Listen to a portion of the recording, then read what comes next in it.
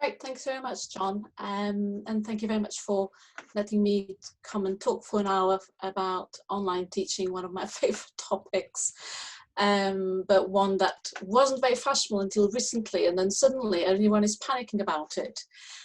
So what I'm going to do is I'm going to share the screen, hopefully, and I have a presentation to talk through, but I will be asking you questions, and I'll be asking you to put those thoughts in the chat room. But more importantly, I'm hoping at the end to leave quite a bit of time for questions, because sometimes it's about specific things, specific examples that we can give. And it's really nice to see so many familiar faces, including Sarah's wardrobe behind her, which I'm very familiar with by now, with all the seminars we've been together. So I'm going to share my screen now, so just bear with me.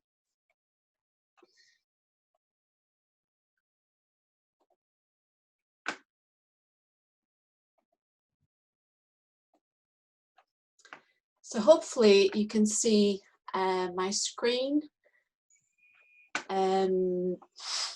with a beautiful picture, which I wonder where that could be from. I ask you to think in your heads, where could that be? It's not Portugal. Those of you who know me know that I'm sort of Portuguese and lots of different things. It's actually the North York Moors, the beautiful North York Moors. And the reason why I have that picture in there, there's different reasons to it. One is that I absolutely love walking and love the North York Moors, but also very much to give this idea that online teaching, online learning, and all of that is really about guiding your students in a learning journey. It really is a journey, and I think it's best to think of it in terms of having a journey and guiding them and showing them which way to go. And if they don't know where to go, they're just not going to be really very effective at doing the learning. So in this case, if I didn't know where I was going, if I didn't have a map, if I didn't have an indication of where I want to go in terms of my path and my walk, I would just get lost and wouldn't get nowhere. And online teaching is very much about that. It's about guiding your students. But why am I talking about online teaching? I'm definitely no expert, and you may have lots of questions, specific questions that I can't answer. I'm not a technology person, and I'm not one of those amazing people who spend their lives doing pedagogical research in these areas. I've done very little bits of it, but I'm talking about this mainly because of my experience. So I created an MA completely, totally taught online in 2003, the MA English Deep Studies Online, which was the first politics MA in the UK entirely taught online. And I mean, 2003 is a long time ago. My oldest son was still in primary school. My youngest son didn't exist yet. So it really feels like ages ago. And this MA then was taught for about 10 years. So I have a lot of experience from that. I also did some online pedagogic training just to be able to teach on that at masters. And then since then, I've had taught on those dreaded research methods modules that we have to teach our students, compulsion, all that, to the very strong online learning elements to it. And every time I can, really, well, in all of my teaching, I use very strong blended learning approach. So what I'm going to talk to you about is based on this experience. I am no expert, it's just from what I've learned from my own experience. And in there, you've got a photo of what we use for our Masters in English Deep Studies Online, which at the time it was something called Merlin, which is an amazing VLE. But you'll see that throughout my presentation, I actually have many other examples of different VLEs. And one of the things I want to convey really is that don't fuss so much about the technology. Think more about what you want to achieve in your teaching. And whatever the technology is about adapting the technology to what you want to do rather than the other way around. And in this master's, these photos that you have in here are two of my MA online students who I have never met, throughout the duration of the course. So I only met my students if they came to graduation. And the major thing that struck me, other than the huge happiness of actually finally meeting them face to face, was they're all really tall. And if you know me, you know I'm quite short. And it's something that online, if you're online, I'm sitting down now, you have no idea really how tall or short I am. And it's something that always struck me when I met them actually face to face, to show I know them really well. Over 2 years I've taught them, but ultimately I actually don't really know them. Online never is a substitute for face-to-face. What we need to do is to think about how to make the most of that situation, but you shouldn't think of it of doing exactly the same thing you do face-to-face, because it will never be, even if you're trying to do a good job with it.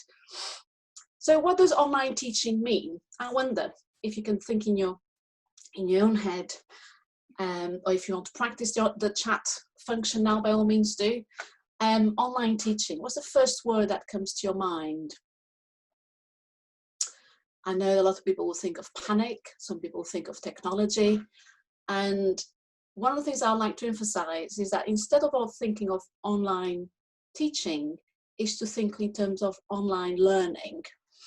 And often we're so obsessed with giving access to resources to our students that we think about so much about all the materials that need to be going in there, and we think about them just all the teaching material being there, but we don't necessarily think about the online learning. What are the students going to do with that material? How are they going to learn? Just because you're teaching doesn't mean they're learning.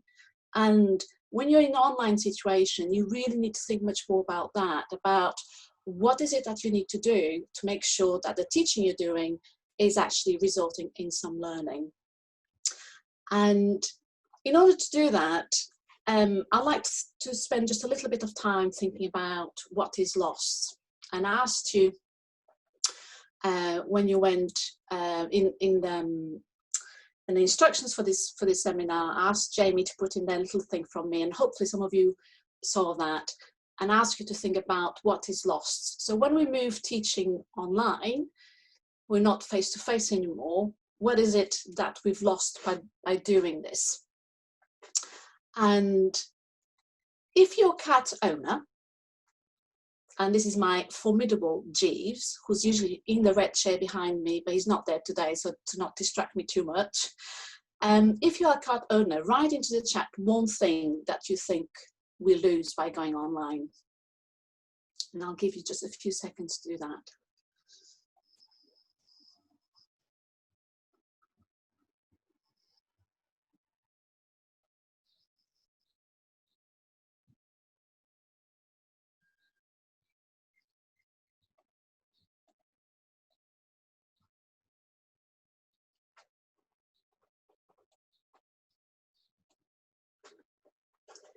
So plenty of answers coming in there, a range of ideas. And what we can see is actually the PSA doesn't have many cat lovers, cat owners, because I thought there'd be far more answers in there than the ones we have. And from the fact that you don't have the campus, you don't have the social cues, you don't have all those things that you're putting in there, I've divided those into two different areas. And some of these refer to some of the things you've put on the chat. So we don't have the access to campus, obviously, and that's all, like the main thing that happens in here. And all of the things in here are to do with the physical side. So I think there's a physical side and there's a social side. We don't have the ease access to services. So if students come into university, they'll have maybe difficulty finding where the library is or where the finance services or disability services are, but they will find them. There will be signs indicating rooms. If they don't know where Lecture Theatre 10 is, they will find signs saying where Lecture Theatre 10 is, where the social sciences building is, etc. We lose, obviously, the classroom. In here, we've got a photo for some of my students within the classroom, and the presence in that space, which becomes your shared space with your students, and this shared space between themselves when they're learning. And that shared space becomes quite important to the learning, because it's where you meet every week to share your own experience and what you know about that particular module. You also obviously lose the fact that you can ask a quick question, say at the end. You can have an informal chat. You lose the spontaneity. It's much more difficult to have that spontaneity online than it would be if you were in a physical space together. And then there's a whole other side to that, which some of you alluded to, which is the social side of what is lost. So it's not just the teaching, it's not just the material, you know, the lecture notes, the lecture slides, the books from the library, or all those things. It's about all the other things that make universities. Universities are learning communities. Universities are excellent places to learn, not because they are, I'm sorry to say to all of you, full of fantastic lecturers and professors who know lots about things, but because of everything else we have with that, with the fact that students meet other students, with the fact that they have clubs and societies, with the fact that they are independent, do their own thing, and choosing how to use that time while at the universities. So they are huge communities of learning, and they are a very important part of students. But it's not just what happens in the classroom. The other thing that's also lost, obviously, is knowing who else is around. So if you are on campus, this is a photo, by the way, of our campus at Leeds University of some of our students. And you will get to know who's in your course. You'll see a face, you might talk to them, you might have heard how they've said it in the classroom, in your module, in your school department. You will know who the staff are, even if you're just bumping them into them in the corridor. You have that possibility of dropping by the office, bumping into peers. So again, you lose all of those things that happen naturally, all the social clues that happens naturally. However, there is a lot also that is gained by going online. That's not to say that one is substituting the other. It's about thinking what we lose and what we gain. So make sure that with what we gain, we can use some of that to maximize what we lose by going online. So in this slide, I've got a few things that we gain by going on online teaching, and hopefully with examples I've give you at the end, they'll become a bit clearer. So we can gain a paced learning. So if you think of just a face-to-face teaching, students come in for 50 minutes for a lecture and then they go, or students come in for 50-minute seminar or 2-hour seminar, whatever it is, and then they go. In an online environment, you have the possibility to pace that learning. You have the possibility of giving the control of the rhythm and the speed of that learning to the student, to the learner. They can go back to the same material time and time again if they want to. They can decide to at what speed they go through material. You can also use more prep for learning, which we're supposed to do that with seminars when we ask them to read 10 highly academic scholarly papers, which no one does. And if you think of that though, in terms of more practical and more specific type of tasks, there's actually loads of chance to use the online environment to do that. In this seminar that I'm doing today, this webinar, I'm trying to use some of those techniques. So by giving those instructions I asked Jamie to send you, it's just a really, really basic example to show you of something very simple you can do to prep for the learning. Small tasks, small thinking that then you can use in your own classes. There is a possibility of reinforced learning because you can go through material far more at your own pace. So whenever I've used online learning, and particularly say online text forums, discussion forums, so one of the groups that really benefits from that is the groups actually it's overseas students who don't necessarily understand our spoken English as well as our own British students, and who can go through the material at their own pace and who can then reinforce the parts that they haven't necessarily got as well as the first time. So you have the ability to review and to reflect. One of the things I find interesting about online discussions when they are properly facilitated, so this is not social media discussions, these are properly facilitated online discussions, is that you have the ability to reflect on what you're saying and take some time and then give your answer. In the seminar, if you ask questions to your students, they have that pressure to give their answer straight away. They might not necessarily give such a good answer as they might have done online, where they've had a chance to think about that. And you don't have the gain of the classroom, which is really useful for all sorts of things. But on the other hand, you don't have the constraints of classroom. You don't have only 50 minutes or 55 minutes to fit in a seminar where you want to do lots of things. You don't have the constraints of a classroom where you don't have access to the news, to people outside, to whatever that may be. So you can do things outside the classroom. You can link to ongoing politics far more. You can ask your students, for instance, every week to check, I don't know, on MPs' Twitters, what they're saying on Twitter, on opinion polls, how the opinion polls going from one week to the other. on the UN. What are the latest discussions, resolutions in the UN? You can use those things far more than you might be able to do in a classroom. And by doing that, linking to ongoing politics and follow that much more, you have effectively expanding resources. You don't have just the resources that you have in the physical space of a classroom. And as we move on, I'd like you to think also, to tell us a little bit about what you think hinders learning. So that's another thing that I ask you to think about. And before I move on to think about what we need for learning and how can we use online teaching for that. So in this case, if you are passionate for food, like I am, those of you who know me know I'm obsessed with food, write into the chat one thing that you think hinders learning. Off you go.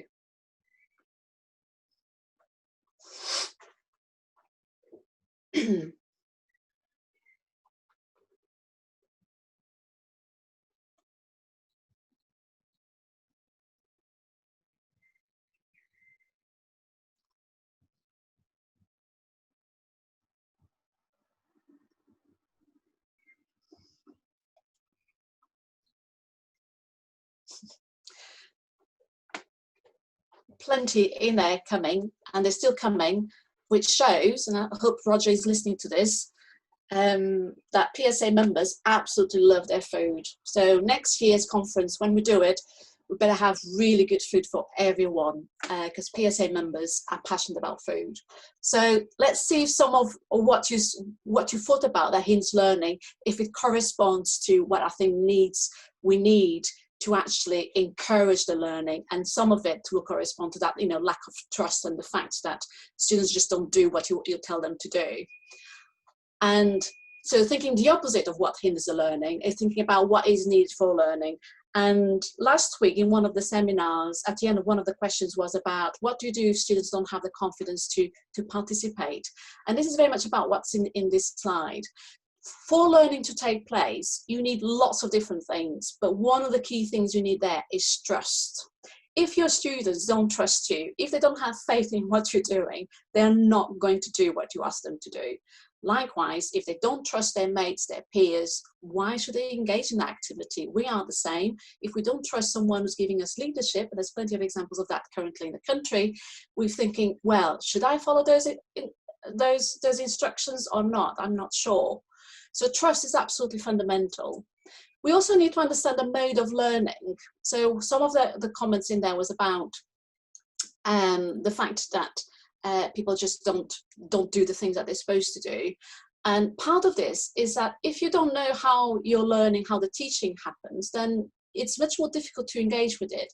If you think about our first year students, when they come from A levels to university, our overseas students, when they come and study with us as a UK university, one of the key things we spend hours doing is thinking about beautifully developed induction activities to teach them how to learn at university or how to learn at UK university.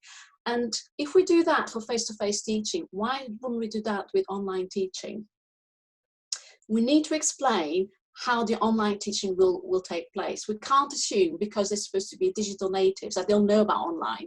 They might know about how to use Instagram and Discord, but they don't necessarily know how to use your online teaching, what you're going to do in your online space. So that's really important, understanding the mode of learning, understanding what the rules of the game are. If your students don't know that your seminar is 55 minutes and you're actually supposed to read before you go into seminar and supposed to participate, they're not going to be doing that. They're going to be expecting to be told and to listen. So they need to have an understanding of how to do that learning. Feeling at ease, feeling the confidence. So again, if they're not comfortable in a group and you know you're exactly the same thing, if you're in a meeting and you're really uncomfortable there, you are not going to participate. You are not going to say anything. You need to feel the confidence to be part of that. And you need to have access to key resources, and you need the motivation to learn. If our students don't have the motivation to learn, they're not going to engage with anything you do. There's obviously plenty more that I could put in there. The reason why I focus on these is because they really touch on very important things that I find, with my experience, are really important about successful online teaching. And it's all about to overcome what is lost. So remember all the things we talked about that is lost, and to make the most of what is gained. So making the most of those things we can do online to try to overcome that is lost. And to do that, the students need to be guided into the online mode of delivery. And I think so often we forget about this. We sort of assume that students will know how lectures will take place, how seminars will take place online, or where the resources will be, where the specific documents will be. All of those things, students need to be guided into that. And the learning needs to be more student focused. So rather than assuming that you have to develop lots and lots and lots and lots and lots of materials and resources for your student to access and then to assimilate, think about what can your students do in their teaching. So it's about doing active learning type of approaches where the students maybe access a resource and then have to do something with that, whether it's to answer questions in the discussion forum, asking a question to a peer, or doing some sort of activity, rather than just making them being very passive in receiving what we give them. And then it's about continuing engagement becomes more important. And that continuing engagement becomes important because when we are doing our teaching face-to-face in a university, students come to our lecture and then come to our seminar and off they go. We don't see them for a week. But in between, they are engaging with the university. They are meeting other people. They are doing that community learning that we talked about earlier. But by going online, that disappears. And having that continuity becomes particularly important to make sure they stay engaged and they don't go completely lose track of everything that's happening. Because by going online, you sort of lose track of everything else, of all the other different activities and communities. And to do that, I've identified 3 C's in terms of clarity, communication, community. There's plenty of other things. But what I like to do is now in these 3 slides, and this is I'll sort of finish in these really, is to give you some ideas, some things that I've used in my online teaching, and when I was thinking about how to organize these and what are the most important things in what I do, and I come to this conclusion that these are the key 3 main things. That if I'm doing these 3 key things, then everything will be fine. Whatever technology I use, however many mistakes I may make, and there's always a trial and error thing happening, it will be fine. So I'm going to look at each one of these now. So clarity. Having clear messages, clear signposting might seem a really obvious one, but actually it's so important, and it's so important to reinforce of why it matters. Whether it's email messages, whether it's announcements, forum messages, it's about assuming that students, not assuming that students will know what to do. And rather than relying in a really complex, long Word document, PDF document, which may have all the rules and which may need to do, it's besides that giving clear messages of what they need to do, from the fact that now you need to go into that forum, which is in that folder, which is in there, and you need to do this. It's about signposting. If you have ever done a course online yourself, you will know how difficult it is to find things. Or if you access a website from any organization, you'll know how difficult it is to find things. The information might be there, but you need to signpost. You need to be very clear about where they'll find the resources for the lecture, where they'll find the reading for specific seminar. And then having clear areas for different purposes. So one of the things I always have is, for instance, a forum or something like that about general queries about the module. Something that works very well is FAQs, frequently asked questions, things that students ask a lot. I'll just put that in there, and then students can ask questions in there too. Or an area just for assessment. Students are obsessed with assessment. So I usually have a forum or something like that just for questions about assessment. So it's about guiding the students through the online space, making sure that they know where to go for whatever they need. And you can do that in lots of different ways. And one of the things that I do is I use instructional tasks. So very, very simple tasks, like I ask you today, think of 5 things that you lose by going online. Very simple tasks, and then where to go and put that information, and then do something with that information, more than I'm doing today with this webinar, which I'm just illustrating. Now there's a photo in there. I hope you can all see the photo. Does anyone recognize any of the people in there other than me looking really, really young there? For those of you who are into parliamentary studies, you might recognize our good Lord Norton. He may even be in the call, I don't know. And some of you might recognize also Louise Thompson down there. And this is a photo from one of our graduations from the MA Legislative Studies Online, where Louise was our student. The reason why I have that photo there is because of this lady here. This lady here was Doreen Miller. She did the MA online. She started the course at the age about, I think she was 72, and so graduated at the age of 74. She was actually a baroness herself. She was a minister in Thatcher's government, I think. She'd never used a computer in her life, and yet she did the whole course online. And that's because of that clarity of the guiding, of taking the students through the space, making them do lots of tasks, experimenting. She did require far more tasks and experimenting and guidance than, say, Louise did, but she got there in the end. And it's all about thinking from the student perspective, where can I give them a chance to ask questions and to understand the environment and to be as clear as possible. And then the next one, communication, sort of very clear, sort of closely linked to clarity really. It's about having that regularity of communication.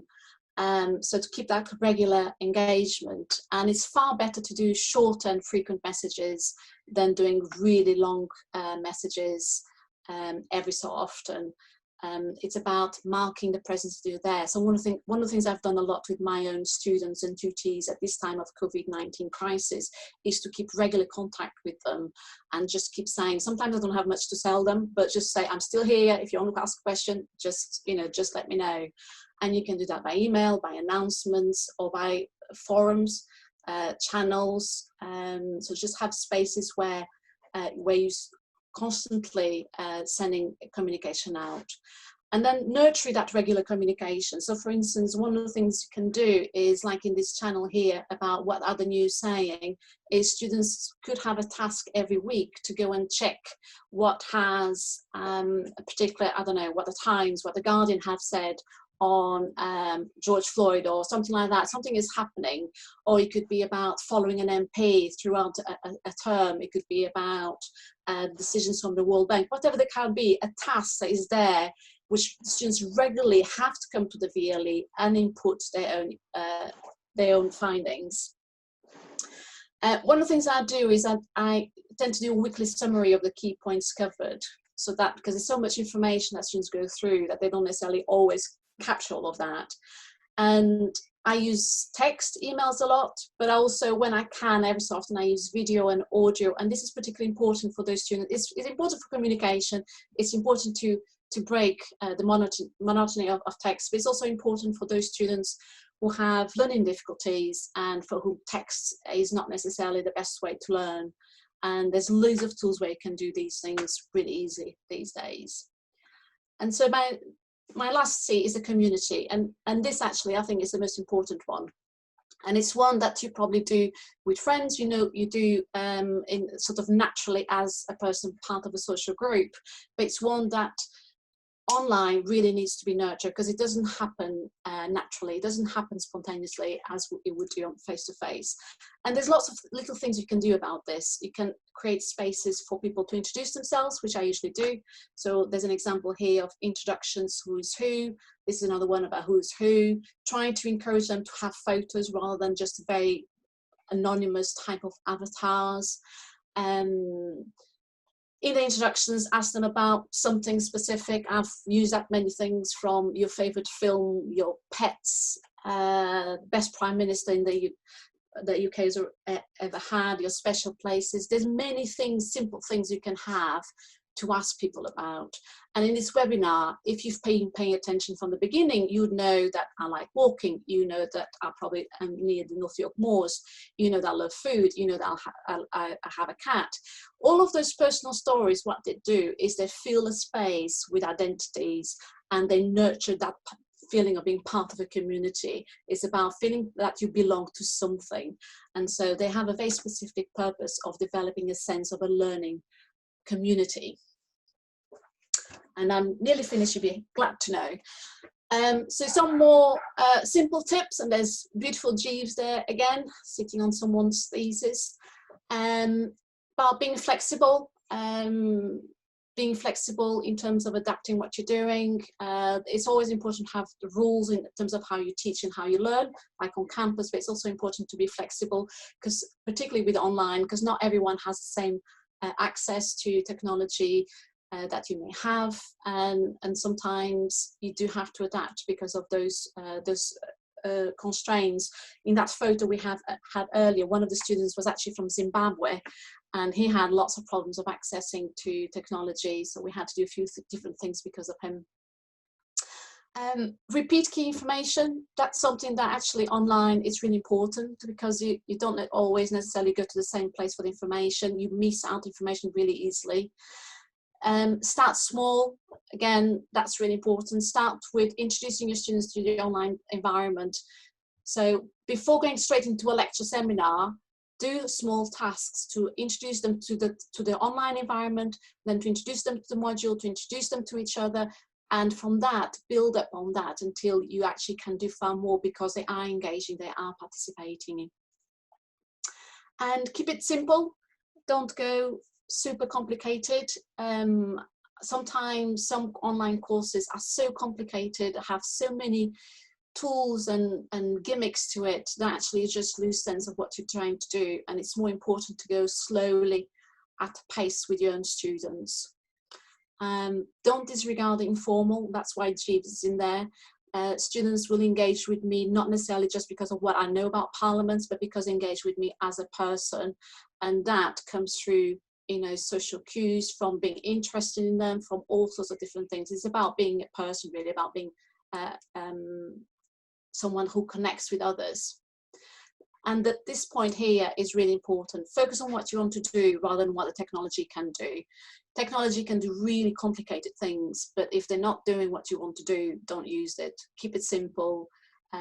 Make sure you're comfortable with what you're doing. Don't start using things that you don't really know where it's leading to. Use things that your students are comfortable with also, all of them or the majority of them, rather than going, you know, to lots of gimmicks, things that only 1 or 2 students might engage, which might sound amazing and might be amazing, but maybe only most of your students are not engaging with that. Be consistent with your school. I find it's quite difficult to keep this balance. So at the same time you are being innovative and bringing lots of different things, but I think keeping a consistency with your school, university is really important also. So one of the things I have done along the years is I've changed university. I've changed lots of VLEs lots of times, but I try to always be consistent with my university. So currently my university uses the VLE, which I absolutely really dislike, which is Blackboard, but that's what we have. So I have to work around that rather than bringing something completely different. It's about adapting what there is in there, and I think that consistency is important, because ultimately they're not just doing your module, they are part of a school and they're part of a university. So my key messages is think in terms of online learning rather than teaching. Think about student focused. Think beyond the lecture and the seminar delivery. What else is around that that make that lecture and that seminar be the most useful for everyone and engaging? Maximize the advantages of online delivery and guide your student through that mode of delivery. And all of these things, plus the clarity, communication, community, are the same things that make these 3 students be comfortable enough to go at the front of the classroom and present the flip chart paper and explain it all, despite the fact that some of them actually were really shy and would never say anything. It's about developing that easiness and that trust with the environment, and to make them engage with what's happening in there. And that's it. So I'll stop sharing now.